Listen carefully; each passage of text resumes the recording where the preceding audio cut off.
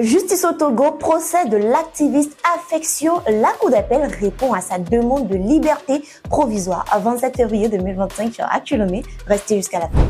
Entamons par la politique au Togo, suspendu de la DMP, le NI contre-attaque. Le parti politique, le NI dirigé par Gabriel Sassouvi Dossé Agnon, conteste la suspension de la dynamique pour la majorité du peuple DMP après sa participation aux élections sénatoriales du 15 février dernier. Dans un communiqué musclé, le parti dénonce une décision arbitraire prise sans notification officielle et sans respect des procédures. Il critique d'ailleurs l'absence d'un programme commun au sein de la DMP qu'il accuse de lutte interne et de défavoritisme. Parlons diplomatie. La Banque mondiale salue les avancées du Togo en faveur des femmes. Le président Faure Gnassingbé a reçu Ousmane Diagana, vice-président de la Banque mondiale pour l'Afrique de l'Ouest et du Centre, dans le cadre du forum sur l'éducation des femmes et l'autonomisation des femmes. Diagana a félicité le Togo pour son progrès.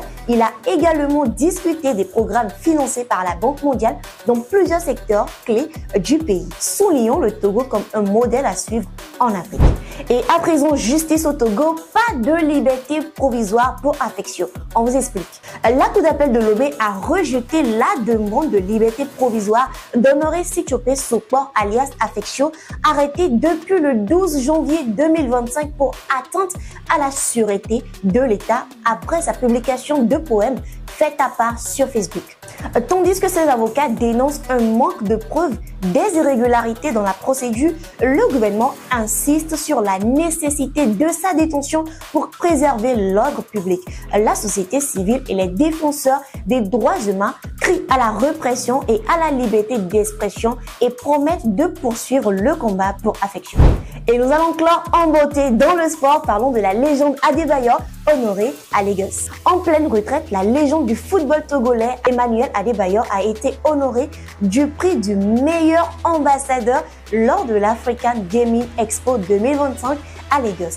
Déjà figure emblématique dans le football africain, il s'est reconverti avec succès en ambassadeur de la marque d'une société de paris sportifs. Sur les réseaux sociaux, l'ancien attaquant d'Arsenal et du Real Madrid a exprimé sa gratitude et a réaffirmé son engagement dans le monde du sport et du business.